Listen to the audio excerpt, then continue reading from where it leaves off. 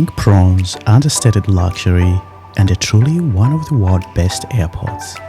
This journey started perfectly, but after boarding, I realized this wasn't a Qsuite flight. Still, could Qatar Airways feel truly premium without its most famous seat? Well, let's find out on this trip from Doha to Addis Ababa. Welcome to the trip recap, where I review premium cabins and lounge experiences from around the world. If you love honest, polished reviews, hit the subscribe button. I've got Ethiopian 787 in business coming up, and the ground experience will shock you.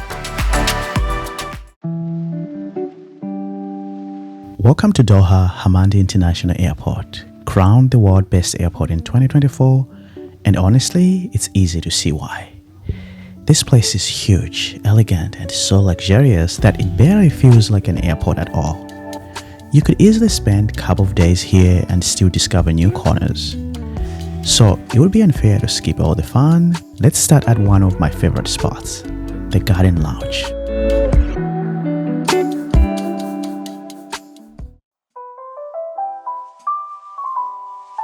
Mourjan Garden Lounge sits in the heart of Doha's indoor forest.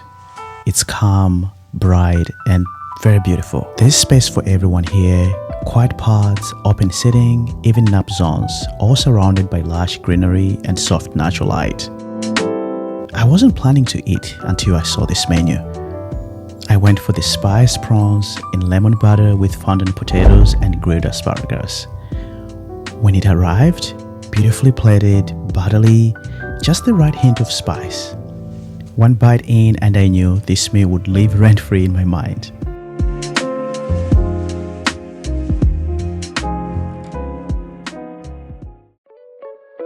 Soon enough, I made my way to the gate, and once I got there, nothing moved. A 40 minutes delay, not a big deal, but no updates, no explanation, just waiting.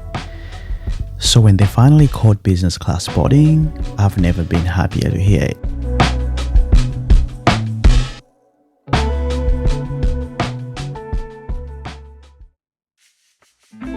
Stepping on board, I was hit with a wave of nostalgia. This is Qatar's older Airbus 330 Business Class. The layout, 222 across. And let's just be honest, if you were expecting Qsuite sliding doors, this hurts like a lot.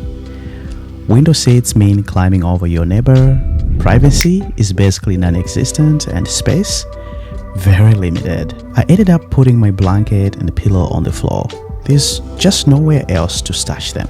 But once I sat down in seat 3K, 3.5 windows all to myself, things started looking up. I was offered a welcome drink, and the seat felt more comfortable than it looked. On your right is a USB port, headphone port, and the leading light and light controls. On the left side is a simple seat control and a TV remote underneath it.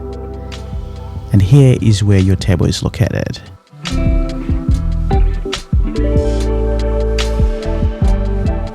In front of you is a 20-inch TV, and underneath it is a small footwell, which I didn't use on this flight because the flight was short. Now, about the in-flight entertainment, the screen on this A330 shows its age. It's smaller, less responsive, and doesn't compare to Qatar's newer system. But the selection was still solid, latest movies, and good TV shows. Soon enough, safety video was played, and we were pushing back, ready to take off.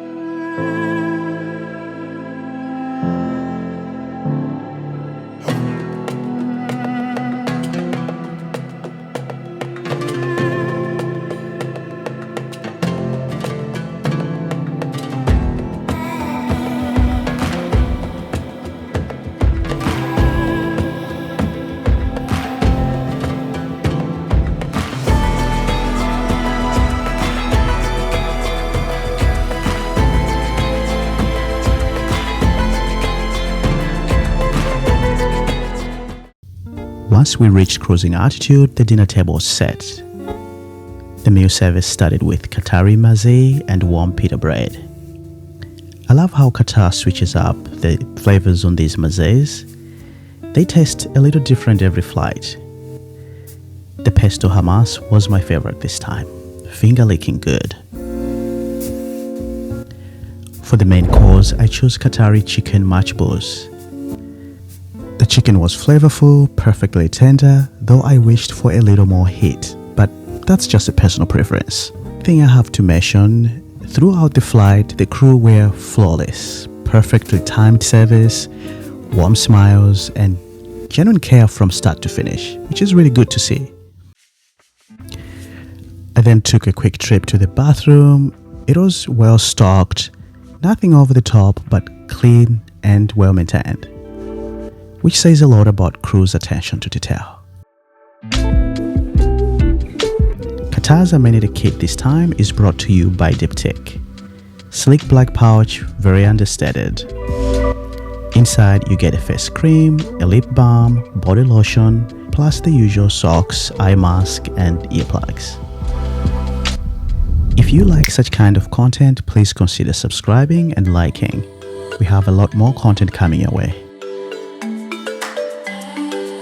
As we begin our descent into Addis Ababa, I couldn't help but reflect on the flight. No, it wasn't the Qsuite, no sliding doors, no privacy, and I will admit that's very disappointing, especially if your aircraft was swapped last minute. But what this flight did was deliver warmth, consistency, and genuine hospitality. The crew were outstanding, the food was good, and the garden lounge in Doha, unforgettable. So, can Qatar Airways still feel premium without Qsuite? The answer is absolutely yes, at least for a short haul flight like this one.